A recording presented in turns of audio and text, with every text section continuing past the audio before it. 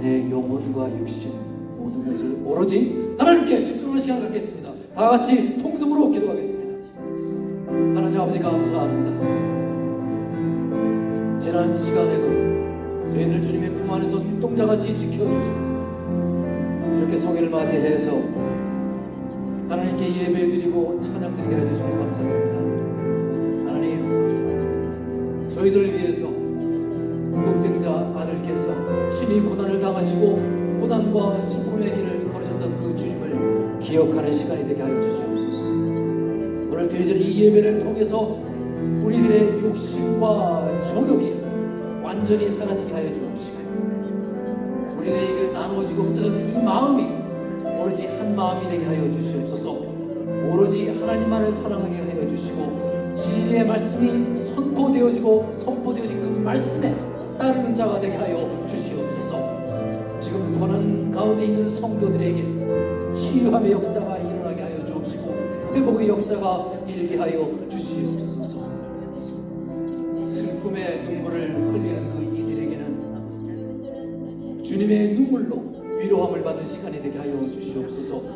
하나님께 더욱더 다가가게 하는 시간이 되어 주옵시고, 하나님을 더욱더 사모하고 사랑하는 삶이 되게 하여 주시옵소서. 성령님의 역사로 이 말씀을 청정하는 이 모든 우리가 그 하나님 말씀이 나에게 주어진 말씀, 그 레마의 말씀으로 인식하고 그 말씀을 붙잡고 승리하는 성도들이 되게 하여 주시옵소서. 하나님, 이 공간 이 시간에 하나님께서 저희와 함께 머무시는 줄 믿습니다. 이 모든 것 빗대우신 우리 주 예수 그리스도 이름으로 간절함을 담아 기도드렸사옵나이다. 아멘. 찬송가 550장 다 같이 부르시겠습니다.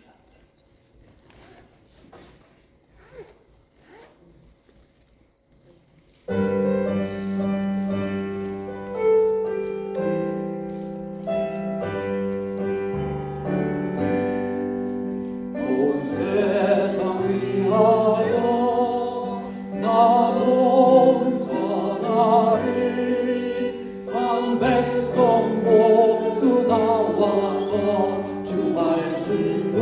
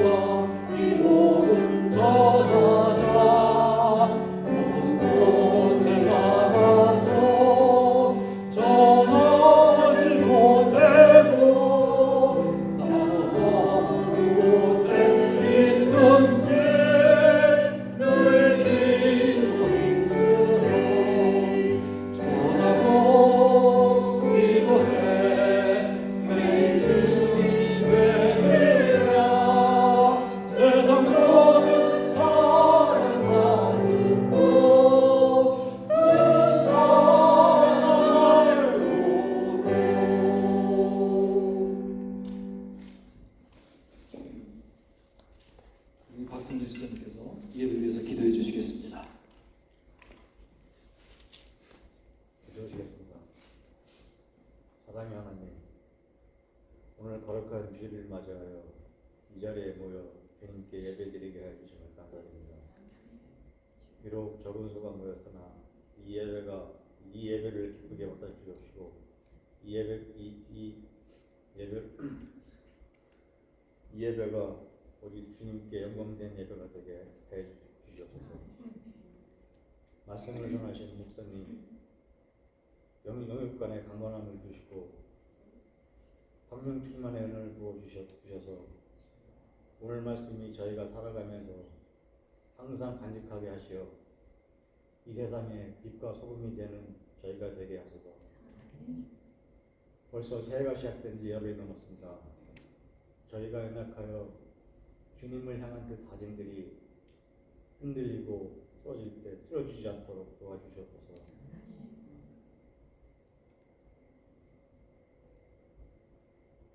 주님만을 의지하며 예수님 이름으로 기도드렸습니다.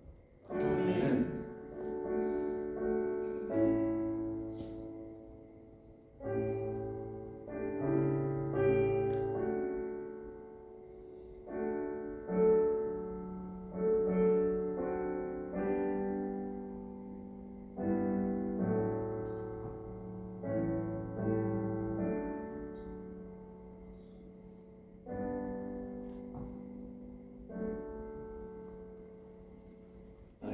기도 감사드립니다.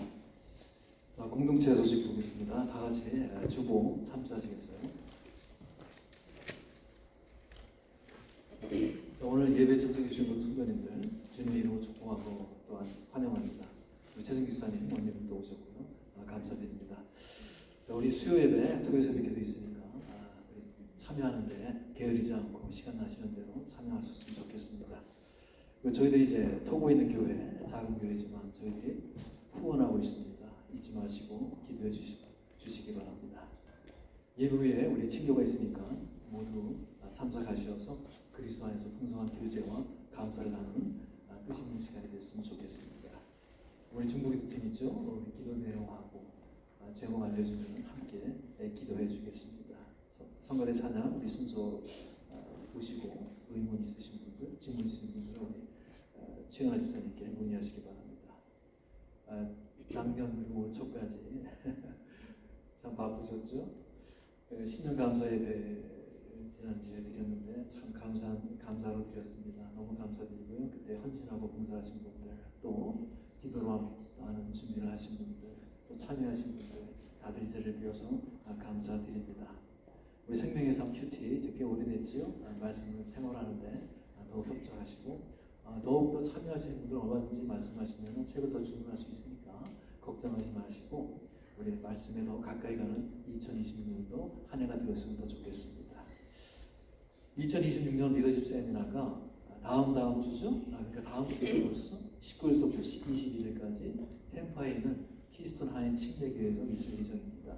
3일간 사실 이틀 동안 있는데 그 다음 날은 저희들이 그 전국 침례 총회를 준비하기 위한 또 회의를 갖기 때문에 3일 동안 진행이 됩니다.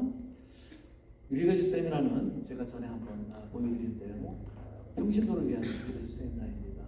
전부 사실 다른 교회들은 이제 사실 많이들 참여하시거든요. 근데 우리 많은 참여를 안 하시는데 한 분이 가시겠다 해서 너무 기뻤어요. 사실 우리 교회가 한 분이라도 이제 이런 어떤 대외적인 그런 모임이라든가 이런 거에 좀 익숙하기 위해서 교회에서 한번 전폭적으로 지원해 줬으면 참 좋겠습니다. 이미 호텔이 또 잡혔거든요. 더 지원해 주셔도 돼요. 한 번이기 때문에 아주 그냥 편안하게 쓸 수 있지만 다음 주에 주니까 혹시 시간 되시면 참여해 주시기 바랍니다. 예. 감사드립니다. 24주년 감사 예배 25일이 있을 예정이죠. 1월 넷째 주차입니다. 여기에서 준비해 주시고 또 우리 한번 요 건에 관해서 저희 식사하면서 제가 잠깐 말씀 나누도록 하겠습니다. 그리고 이솔 프로그램이 교회에서 미국에서 진행 중에 있으니까 그 수요일마다 있다고 하지요. 그거 한번 시간 참조하시고 시간 되시는 분 참여하시고 다른 분들 추천하셔서 함께 오시거나 또는 추천하셔서 다른 분들 영어가 배우시고 싶은 분들에게 강의를 한다고 합니다. 좋은 프로그램이니까 기억해 주시고 많이 선전해 주시기 바랍니다.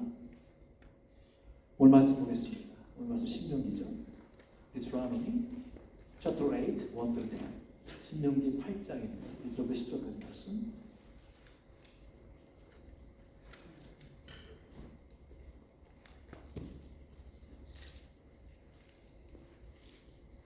Deuteronomy chapter 8, 1 through 10. 제 성경책은 구약 274쪽입니다. page 274. 다들 찾으셨죠? 먼저 선택해 주시면 제가 이어서 화답하겠습니다. 읽겠습니다. 내가 오늘 명하는 모든 명령을 너희는 지켜야 하라. 그리하면 너희가 살고 번성하고 여호와께서 너희 백성에게 명하신 땅에 들어가서 그것을 차지하리라. 내 하나님 여호와께서 이 40년 동안 내게 광야 길을 걷게 하신 것을 기억하라. 이는 너를 낮추시며 너를 시험하사 내 마음이 어떠한지 그 명령을 지키는지 지키지 않는지 알려 하심이라. 너희를 낮추시며 너를 쉬게 하시며 또 너를 살지 못하며 내 뒤에 조상을 저주하는 모든 나라를 내게 주시고 사람이 똑똑한 것이며 여호와의 입에서 나오는 모든 말씀과 상조를 내가 알게 하시니라. 이 40년 동안에 내 의복이 헤어지지 아니하였고 내 발이 부르트지 아니하였느니라. 너는 사람이 여호와를 지지하는 것이 내 하나님 여호와께서 너를 지지하시는 줄 마음에서 내 하나님 여호와의 명령을 지켜 그의 길을 따라가며 그를 경외할지니라. 내 하나님 여호와께서 너를 아름다운 땅에 인도하시기에 그것은 무지한 이제 살리는 시험의 전체와 큰 셈이 그르고 닐과 보리의 소산지요 포도와 무화과와 석류와 감람나무와 꿀의 소산지라. 내가 거기서 자란 사람이고 내게 부족한 양이 없다니까 그 땅에 너를 쳐주고 산에 사는 동물을 될 것이다. 예, 함께 읽겠습니다. 내가 거기서 배부르고 내 하나님 여호와께서 복도를 내게 주셨으므로 말미암아 그를 찬송하리라. 아멘. 하나님 말씀입니다. 성가대 찬양이 있겠습니다.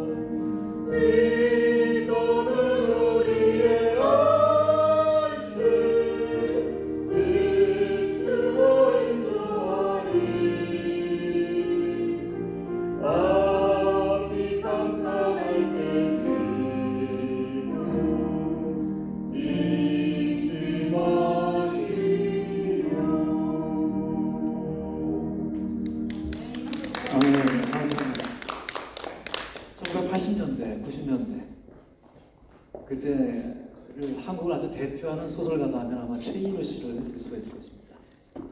최인호 작가 그분이 아주 많은 책 권수를 따질 수가 없을 정도로 한 100종류 이상을 갖다가 출간하셨는데 그 중에서 유일하게 동화책은 딱 한 권씩 있어요. 그게 뭐냐? 빨리 어른이 되고 싶어요라고 하는 동화집입니다. 이 최인호 작가는 이 책에서 자기 아들 도단이에 관해서 이야기를 합니다. 도단이가 어느 날 나는 참 어른이 되고 싶어라는 생각을 하게 돼요. 야, 어른이 되면은 이제 학교 가지 않아도 되고 그 지긋지긋한 공부하지 않아도 되고 또 시험 보지 않아도 되고 또 엄마 아빠 잔소리 듣지 않아도 되고 좋은 게 너무너무 많은 거예요. 그래서 빨리 어른이 되고 싶은 생각에 어느 날 그가 옷장에 들어갑니다. 자기 옷을 후루룩 다 벗어버리고 아빠가 입던 옷을 다 끄집어서 입습니다. 와이셔츠를 입고 넥타이를 하고 아빠가 입던 안경도 쓰고 또 모자도 쓰고 또 수염도 뭐 어디서 구했는지 갖다 붙이고 그렇게 했어요. 그래서 이제 딱 그 하루 동안에 아빠를 흉내내면서 어른 놀이를 합니다. 그런데 하루 만에 어른 놀이를 하다 보니까 너무 힘든 거예요. 이제 그 아이가 그것을 이제 깨닫고 다시 엄마 아빠 잔소리를 듣는 이제 일상적인 현실로 돌아온다라고 하는 그 어린 아이에 관한 잔잔한 스토리입니다. 사실 우리가 어린 시절을 이렇게 되돌아보면은 여러 가지 단계와 과정을 거치면서 우리가 성장하지 않습니까? 그것은 사실 maturity, 성숙을 위한 꼭 필요한 시간이지만 그 필요를 우리가 알지 못하기 때문에 그냥 어린 시절에 빨리 시간이 지나갔기를 소원하기도 하지요. 이제 우리 모두가 다 어른이 되었습니다. 그런데 돌이켜보면 어린아이 시절에 받았던 상처, 그 상처를 극복하지 못한 분들도 계세요. 그것은 어른이 된 다음에도 우리에게도 그 상처가 아주 많은 영향을 캐릭터에 끼칩니다. 심리학자는 그걸 들어서 성인 아이다, 어른 아이다, 즉 adult child라고 호칭을 합니다. 그래서 우리는 이 어른다운 어른이 되려면은 먼저 그 어린 시절의 상처를 극복하라고 하지요. 어린 시절에 있는 그 상처를 극복하고 우리가 미처 배우지 못했던 그 인생의 레슨들, 그 과정을 늦게라도 여러분 배워야만 합니다. 그래야 어른다운 어른이 된다라고 하지요. 자, 우리 성경 말씀 볼까요? 고린도전서 13장 11절입니다. 내가 어렸을 때에는 말하는 것이 어린아이와 같고 깨닫는 것이 어린아이와 같고 생각하는 것이 어린아이와 같다가 장성한 사람이 되어서는 어린아이 일을 버렸노라 그러죠. 내가 장성한 어른다운 어른이 되려면 그 어린아이 상태에서 벗어나야 한다는 것입니다. 계속 adult child를 유지하면 안 된다는 것이지. 이제 이스라엘 백성들이 애굽 땅을 이제 나오지 않습니까? 출애굽을 하고 바로 가나안 땅에 들어가는 것이 아니지요. 출애굽을 하고 약속의 땅 가나안까지 가는 데에 장장 40여 년간의 광야 생활을 하게 됩니다. 광야는 말 그대로 낮에는 이 숨이 막힐 정도로 더운 곳이고 밤에는 또 무섭도록 추운 지역입니다. 한마디로 이 40년의 시간은 더위와 추위, 배고픔과 굶주림의 시간이었습니다. 고생과 수고, 게다가 막 질병과 사람들이 막 죽어나가는 거예요. 그런 시간이었습니다. 자, 그러면 이 광야의 시간은 분명히 하나님의 인도에 의해서 이루어진 것 아닙니까? 누가 광야를 가고 싶어 하겠어요? 여기 광야 가고 싶어서 손 드세요. 아무도 원하지 않는 것이 광야의 생활인데 하나님께서는 이 광야로 우리를 인도하신단 말이지요. 도대체 왜 하나님은 택하신 사람들, 사랑하는 백성들로 하여금 광야의 길을 가게 하시는 것일까? 나는 광야의 길을 가지 않는데요. 이제 곧 가실 겁니다. 이 광야의 길을 가게 하는 것, 무려 그것도 40년 동안이나 가게 하셨을까? 신명기 말씀 오늘 말씀드리겠습니다. 2절 말씀. 내 하나님 여호와께서 이 40년 동안에 내게 광야 길을 걷게 하신 것을 기억하라. 이는 너를 낮추시며 너를 시험하사 내 마음이 어떠한지 그 명령을 지키는지 지키지 않는지 알려 하시니라. 즉 한마디로 뭐예요? 트레이닝, 훈련을 하신다는 말씀이죠. 모든 훈련에는 명령이 있습니다. 명령 없이 훈련이 이루어지지 않아요. 누가 자발적으로 태능선수촌 가서 운동을 합니까? 명령을 하니까 순종을 하게 되는 거예요. 순종도 명령이 있으니까 이루어지는 것 아니겠습니까? 자, 이건 뭐 정치적인 전혀 정치적인 편견 없이 말씀드립니다. 아르헨티나의 마두로 대통령이 지금 체포가 되었는데 그 체포를 위해서 그 델타 포스라는 특수부대가 파견됐더라고요. 그 현장과 똑같은 그 모형을 가지고 수백 번 반복을 하는 거예요. 계속 그런 피나는 훈련이 있으니까 가자마자 3분 만에 들어가서 체포했다 하더라고요. 1분 만에 들어가서 그냥 훈련한 대로 그대로 한 거예요. 그냥 실전인데 그냥 3분 만에 그냥 훈련 그대로 들어가서 그대로 잡아가지고 왔다 하더라고요. 참 이 훈련이 무섭지요. 이처럼 하나님이 선택하시고 살아가는 백성 이스라엘로 하여금 40년의 광야를 걷게 하신 이유가 무엇입니까? 그래서 광야를 걷게 하신 것을 기억하라라고 하나님께서 말씀하십니다. 광야에서 이 보낸 시간, 그 시간은 바로 백성들의 성숙을 위한 시련이요 시험의 시간이었던 것이죠. 트레이닝의 시간이었던 것입니다. 그렇다면 하나님께서 주님이 택하시고 사랑하는 백성들로 하여금 오늘날도 여전히 광야길을 걷게 하시는 이유, 그거는 또한 무엇입니까? 도대체 왜 그럴까? 그 이유가 바로 하나님 말씀에 순종하는 백성들로 만들고자 함이니라 라고 하십니다. 본문 2절에 그렇죠. 후반부에 보니까 그 명령을 지키는지 혹은 뭐라 합니까? 지키지 않는지 알려 하시니라. 이 말씀을 잘 기억하시기 바랍니다. 이스라엘 백성이 광야에서 경험한 모든 사건들, 그 사건은 주님의 말씀 앞에서 그들이 정말로 하나님의 말씀에 순종을 하는가, 그것을 테스트하는 시험의 기간이었다는 것입니다. 이어서 3절 말씀 보겠습니다.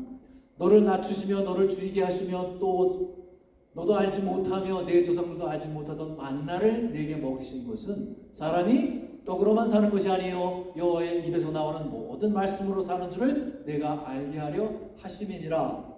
이 말씀을 딱 보니까는 좀 익숙하지요.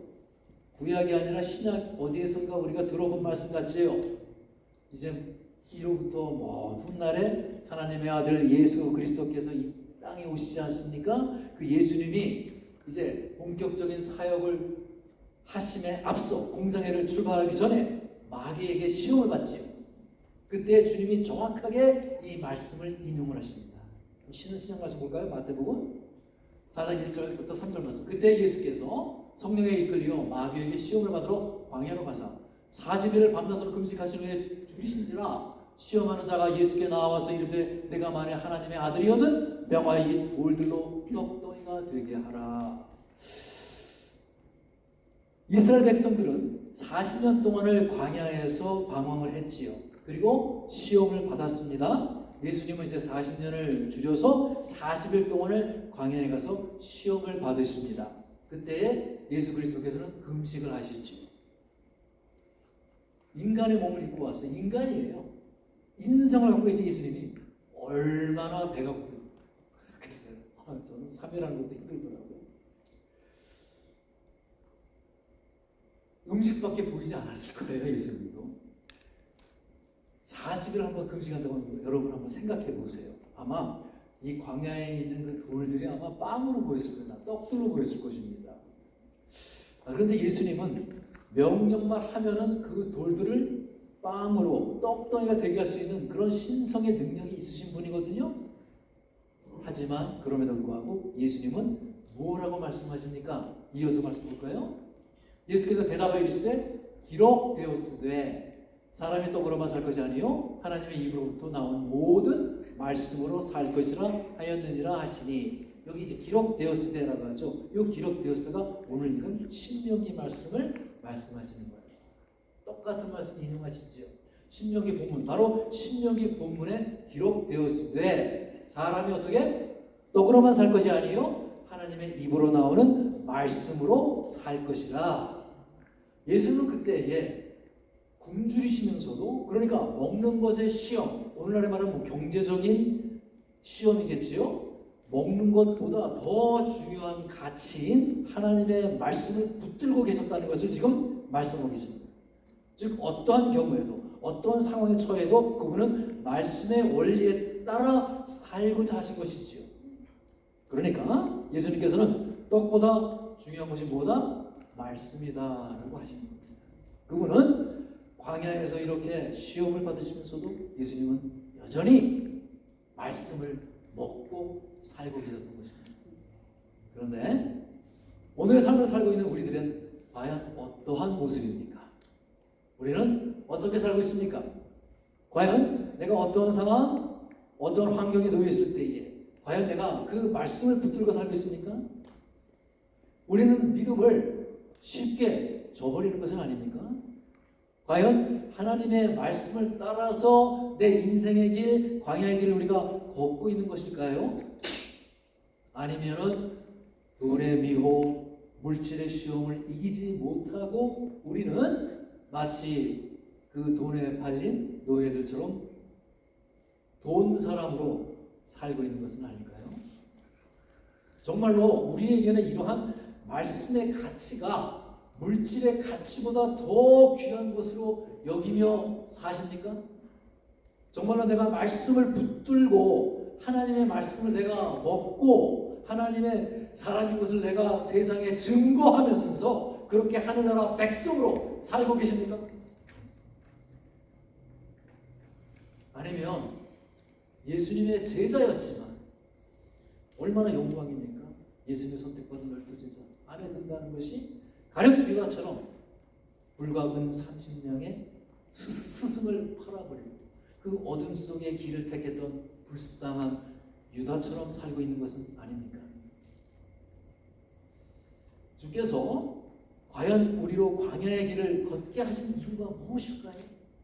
그것은 무엇보다도 소중한 하나님의 말씀의 가치를 인지하고 그 말씀을 붙들고 사는 모습을 하나님은 지금도 보고 싶어하는 것입니다.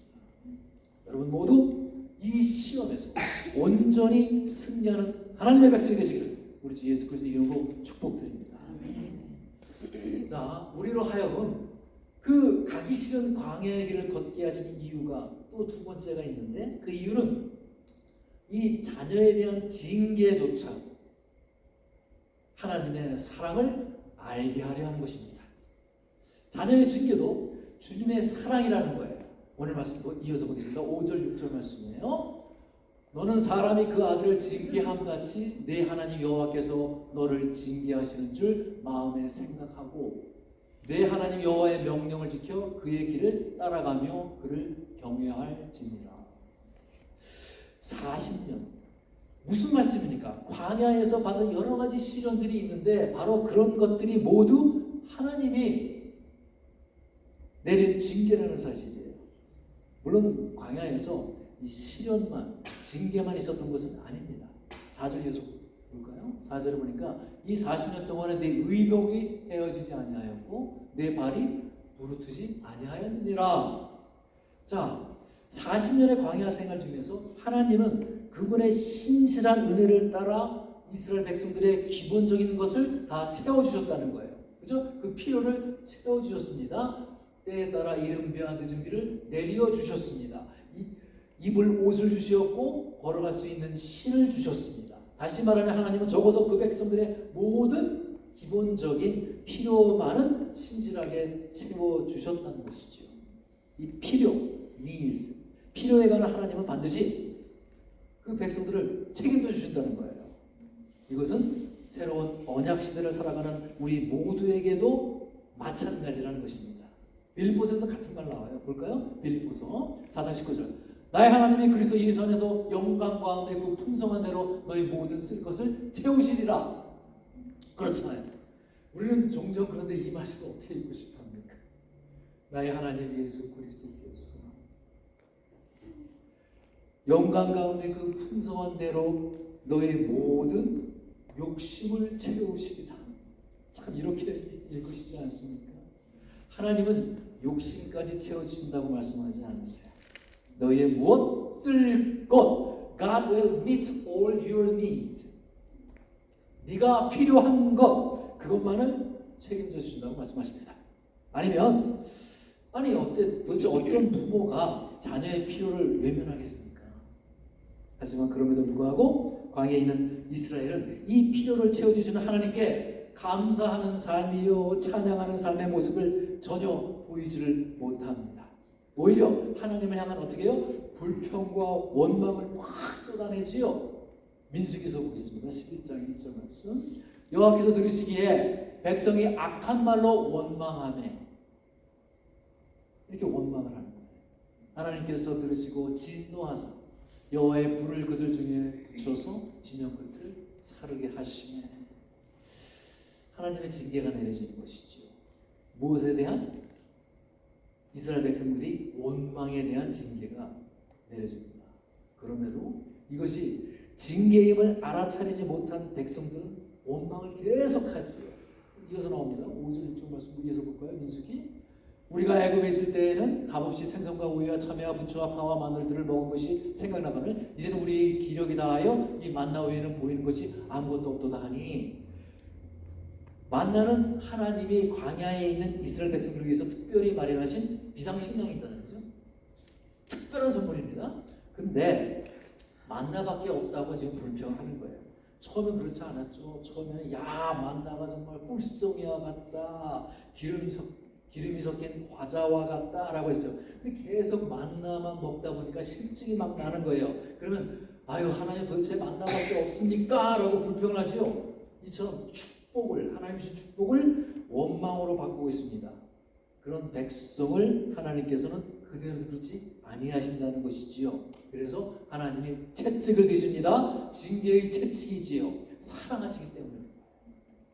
히브리서 말씀 또 볼까요? 12장 5절 6절 말씀. 또 아들들에게 권하는 것 같이 너에게 권면하신 말씀도 잊었도다 일렀으되 내 아들아 주의 징계하심을 경히 여기지 말며 그에게 꾸지람을 받을 때에 낙심하지 말라. 주께서 그 사랑하시는 자를 징계하시고 그가 받아들이시는 아들마다 채찍질 하시니라 하였느니라. 사랑하는 자를 징계하신다고 말씀을 하시잖아요.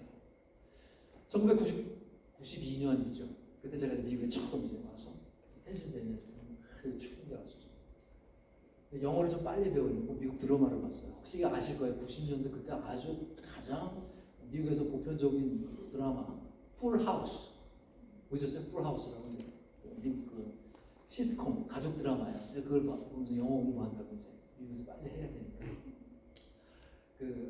그거는 아내를 잃어버린 아버지 아내가 이제 죽었어요. 아내를 잃은 아버지하고 그 아내 자기 부인의 동생 그러니까 이제 아이들 때 삼촌 외삼촌이죠. 삼촌 그리고 여자친구 이렇게 셋이서 함께 3명의 자신의 딸을 키우는 그런 가족 드라마예요. 아주 풋풋하고 건전한 그런 드라마입니다.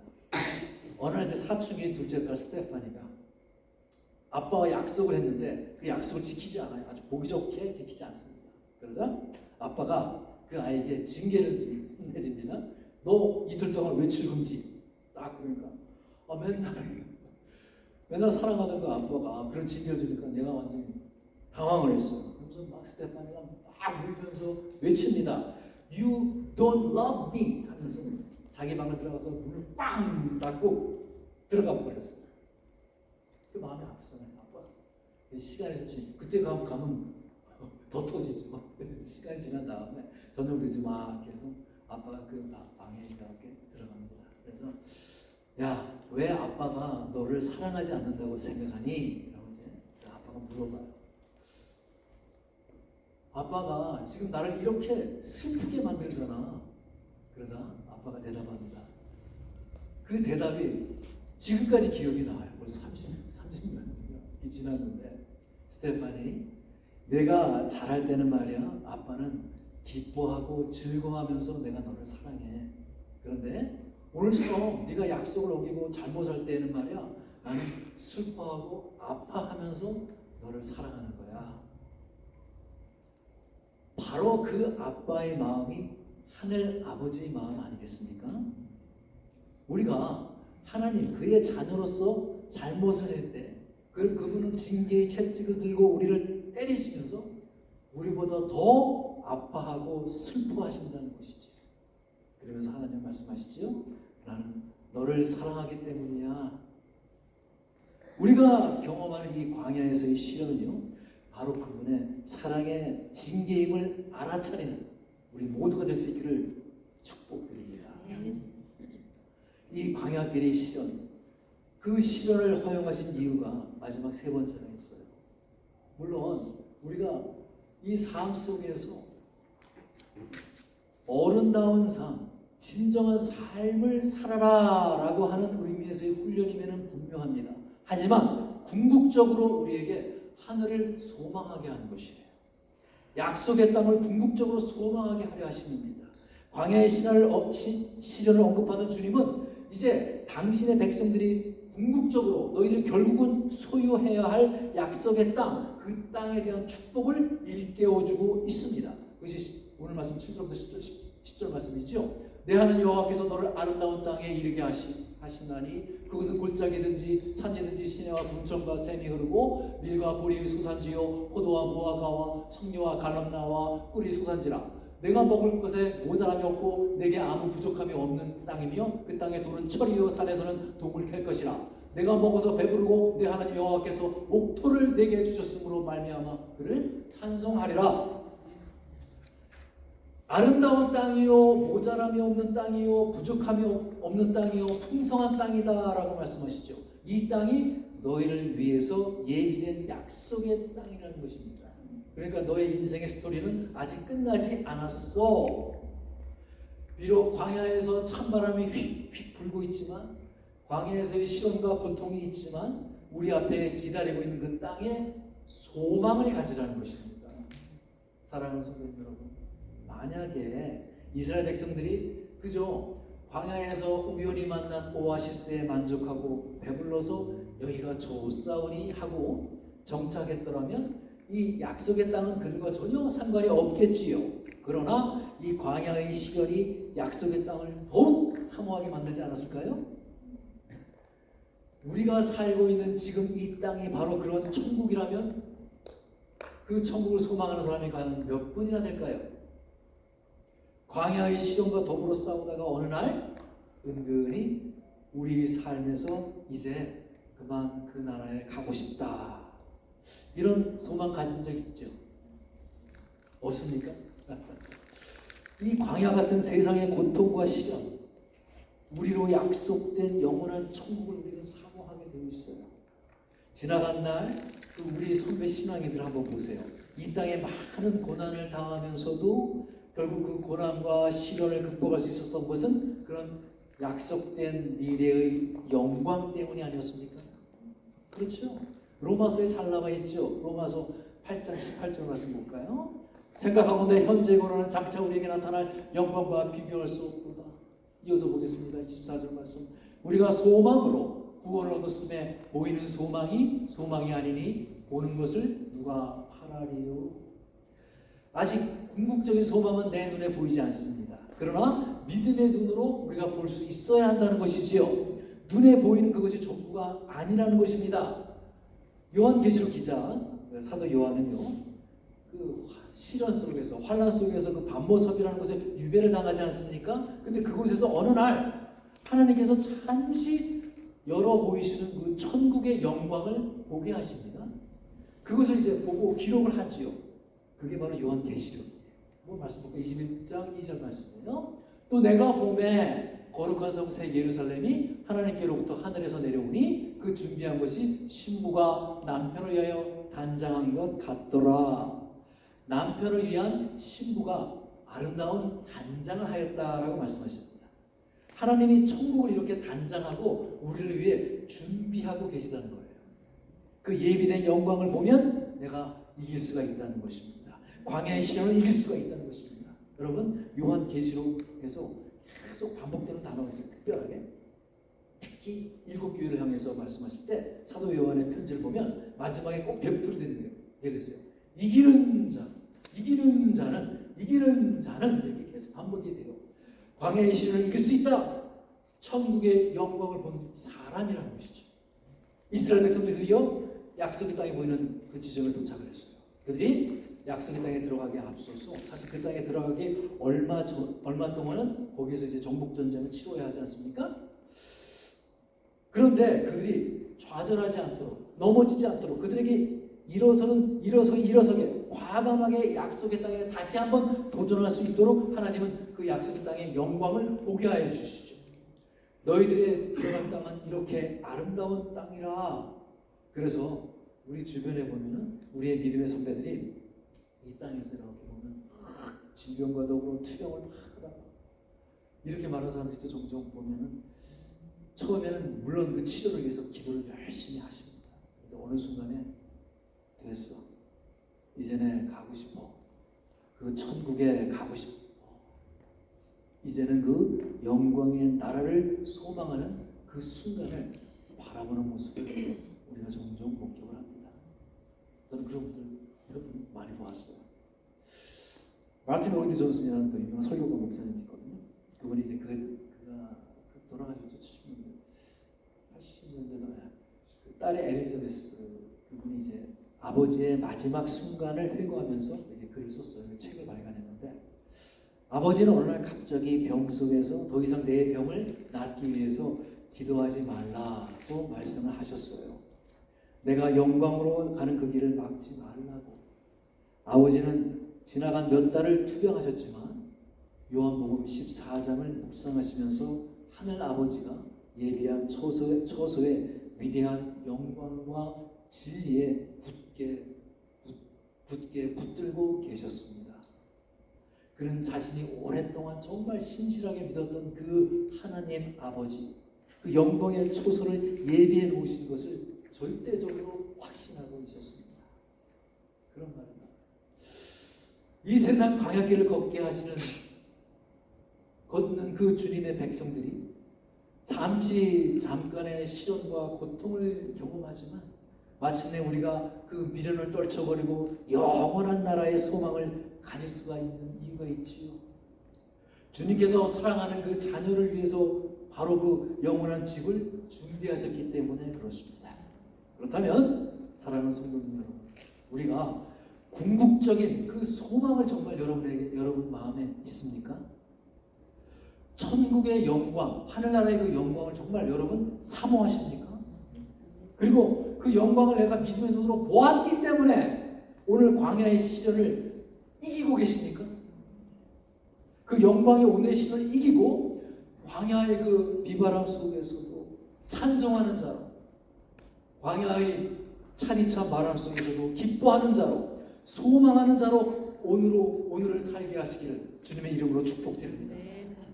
그 광야의 비바람은 아직 끝나지 않았습니다. 하지만 그 광야의 비바람을 뚫고 찬송할 수가 있는 것이지요. 감사할 수가 있는 것이지요. 여러분 결국은요, 우리가 광야의 길을 걷게 하신 이유는 말씀에 대한 순종을 붙들고 두는 그 삶을 말씀하시는 것이지요. 그때부터 비로소 우리의 삶이 막힌 것이 뚫리기 시작하는 것입니다. 그래야 하나님께서는 하나님의 말씀에 순종하는 사람을 뭐라 하죠? 아름다운 땅에 이르게 하신다라고 말씀하세요. 보실래요? 8장 18절 말씀입니다. 신명기.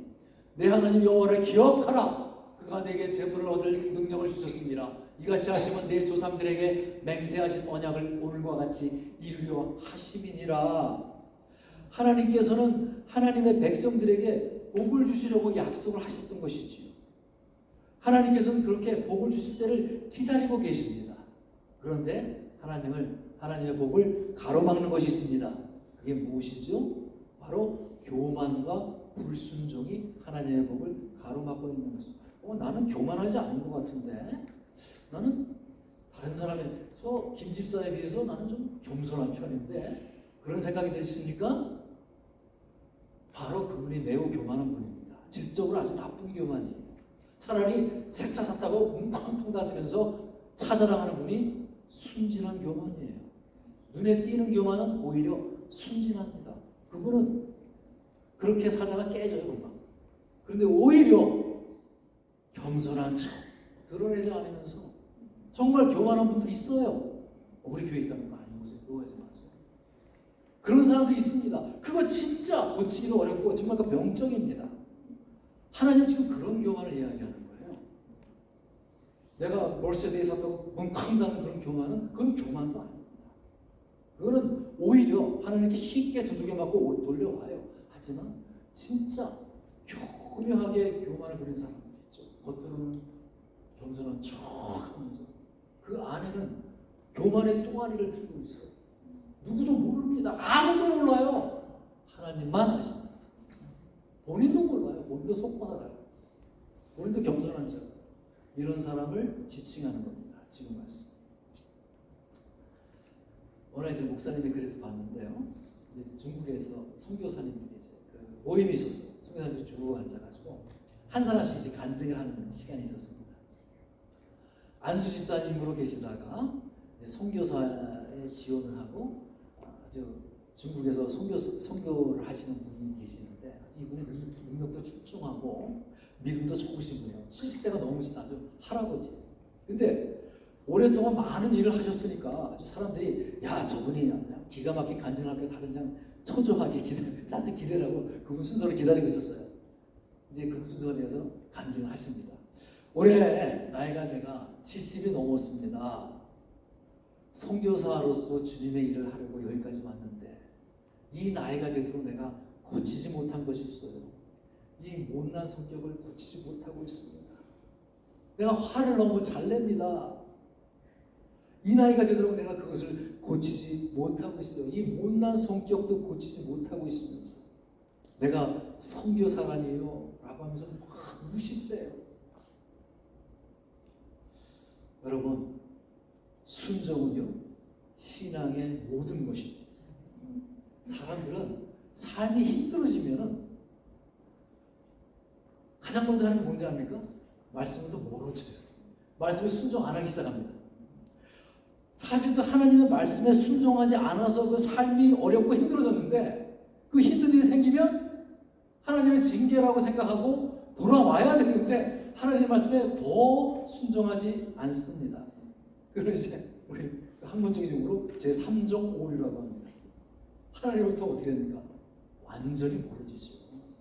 돌아서지 못할 정도로 멀어집니다. 문제는 그렇게 세상에 붙들려고 하고 사람의 말에 귀를 기울이고 사람을 의지하며 살아갑니다. 문제에 사로잡혀 정신을 차리지 못하니까 문제로부터 헤어나지 못하지요. 점점점 악순환이 됩니다. 그러다 더 큰 어려움을 당하고 더 큰 두들겨 맞음을 당하지요. 어려울 때일수록 여러분 하나님의 말씀에 더 순종해야 합니다. 어려울 때일수록 여러분 하나님의 말씀에 더 반응해야 합니다. 어려움 때문에 하나님 말씀에 순종하는 사람을 하나님께서는 절대로 망하게 하지 않습니다. 그런 사람들에게 홍해가 갈라지는 기적을 보여주셨잖아요. 하나님은 내가 이 땅에서의 삶이건 그걸 하나님이 알아서 해주시는 거예요. 내가 죽어서건 늘 이 땅에서건 내 삶의 이후에건 준비하시는 하나님이십니다. 누굴 위해서? 나를 위해서. 가장 적절할 때 하나님의 말씀에 순종하지 않는다는 것이 어쩌면 순간적으로 즐겁죠. 목사 욕하면 여러분 기분 좋지 않습니까? 누군가 교회를 막 비난하면은 나는 아니지 그런 척하면서 막 들으면서 귀가 글로 가지 않습니까? 그런 마음들이 다 있으실 거예요. 드라마들 보니까 잘 보지는 않지만 영화도 가끔 보면은 악인들은 나 목사야, 장로야. 그게 사람들의 심리예요. 악한 심리, 나도 모르게 숨겨있는 그런 걸 보면서 나는 즐거워하는 거예요. 대리만족하는 것이지요. 여러분 하나님의 말씀에 순종하는 것이 이처럼 순간적으로 내가 좋게 여겨져요. 그런데 한 번 그르치면 여러분 그 세월을 돌이킬 수가 여러분 없습니다. 여러분 대가를 반드시 지불해야 합니다. 하나님의 말씀에 순종하지 않음으로 인해서 여러분 몸이 망가진 사람이 있습니다. 그럴 때 그 사람이 그 불순종을 회개하고 돌아왔어요. 얼마나 아름답습니까? 그러나 몸은 이미 망가져 있습니다. 사랑하는 성도님 여러분, 순종하며 사는 것이 여러분에게 복인 줄로 깨달으시기 바랍니다. 이 광야의 길을 걷게 하시는 그 하나님은, 시련과 고통을 허락하시는 그 하나님은 지금도 나를 사랑하시기 때문에 그 길을 허락하신다는 사실을 기억하십시오. 그리고 그 믿음으로 영광의 집을, 영광의 나라를 소망하시기 바랍니다. 그 나라를 바라보면서 오늘의 시련을 이기게 하여 주시옵소서. 내가 그 영광을 바라보면서 오늘을 포기하지 않게 하여 주시옵소서. 걸어가야 할 그 남은 길을 정말 믿음으로 굳건하게 걷게 하여 주시옵소서. 주를 향한 그 영광스러운 소망 때문에 내가 오늘을 견딘다는 것입니다. 오늘을 이길 수 있는 사람, 오늘 다시 일어서셔서 나를 사랑하시는 주님 앞에 내 삶의 승리를 주님께 보고할 때 그날까지 다시 일어나서 이 인생의 길을 믿음으로 가게 하여 주시옵소서. 이렇게 기도하는 여러분들이 되시기를 우리 주 예수 그리스도 이름으로 축복드립니다. 자, 우리 나같이 기도하겠습니다. 하나님 아버지, 오늘 이렇게 주님의 말씀 앞에 대면하게 해주심을 감사드립니다.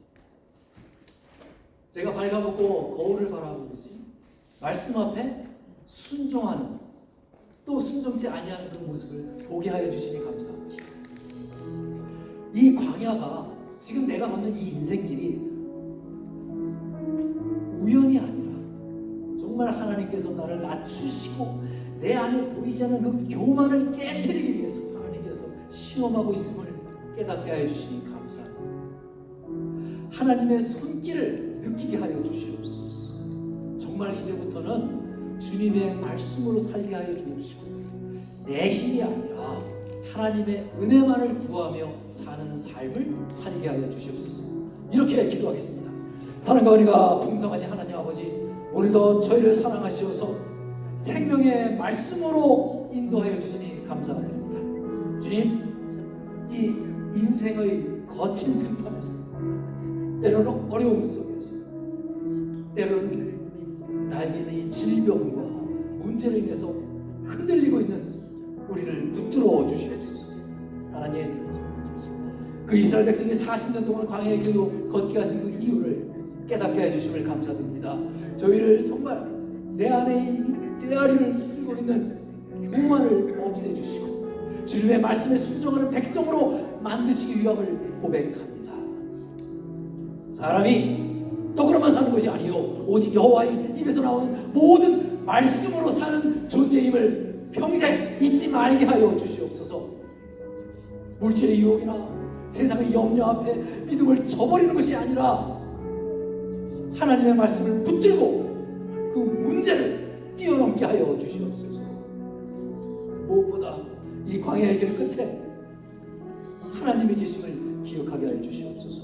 우리에게 예비된 아름답고 풍성한 그 약속의 땅, 눈물과 고통이 없는 그 영원한 하늘나라를 소망하며 살게 하여 주시옵소서. 우리 인생은 여전히 짧고 우리는 정말 연약합니다. 끝내 이 버리지 못하는 이 게으름, 나태, 나쁜 습관들, 이 불순종, 이 모든 것들을 십자가 앞에 못 박고 내려놓게 하여 주시옵소서. 내가 정말 어려울 때일수록 사람이 아니라 주님께 더 가까이 나가게 하여 주시옵소서. 광야의 길 그 한복판에서도 하나님을 찬양하게 하여 주시옵소서. 지금도 각자의 광야를 걷는 성도들의 마음을 붙들어 주시옵소서. 이 길이 헛되지 않음을 하나님께서 끝까지 나와 함께 하신다는 확신으로 다시 일어나 걷게 하여 주시옵소서.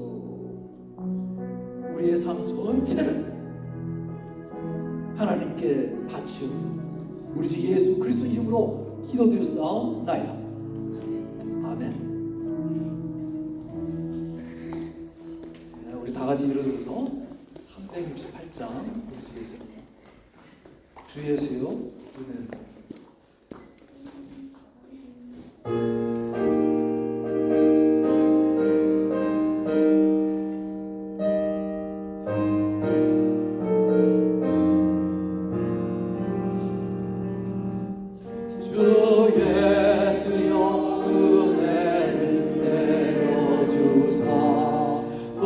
충만케 하옵소서.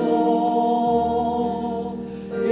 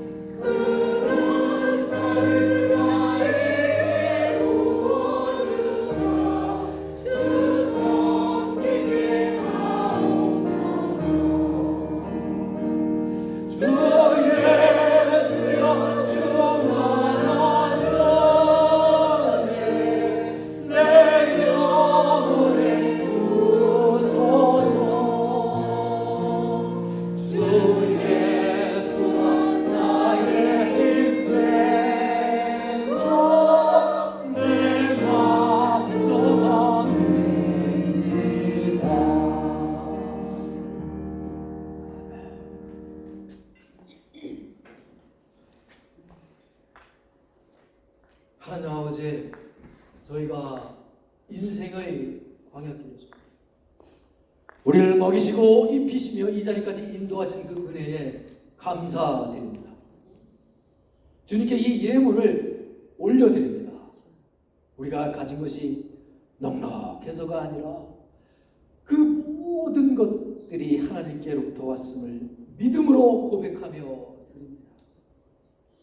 풍요할 때나 부족할 때나 하나님을 신뢰하는 믿음으로 드리게 하여 주시옵소서. 내가 어떤 얄팍한 계산과 두려움이 아니라 진정으로 감사와 순종으로 드리는 예물이 되게 하여 주시옵소서. 예물이 하나님의 뜻 안에서 사용되게 하여 주시옵소서. 광야 같은 세상 속에서 생명의 양식이 되게 하여 주시옵소서. 주님의 나라를 세우는 그 도구가 되게 하여 주시옵소서. 우리의 삶과 소유를 다 주님께 맡기기를 원합니다. 말씀에 순종하고 끝까지 함께 하시는 그 하나님 더욱 깊이 신뢰하게 하여 주시옵소서. 이제는 십자가에서 우리의 모든 죄를 구원하시고 우리에게 보혜사 성령을 보내주신 우리 구주 예수 그리스도의 은혜와 하나님 아버지의 형언할 수 없는 사랑과 성령님의 감화감동 인도하심이 진짜 중요한 것을 붙들게 하시어서 이 얼마 남지 않은 세월을 낭비하지 않게 하고 말씀에 순종하며 하나님의 나라를 소망하며 살아가기로 결단하는 이 자리에 오게 계신 모든 성령의 사람들 위에 하늘나라 백성들 위에 이 교회의 형제 자매 위에 지금부터 영원까지 함께 계실지어다.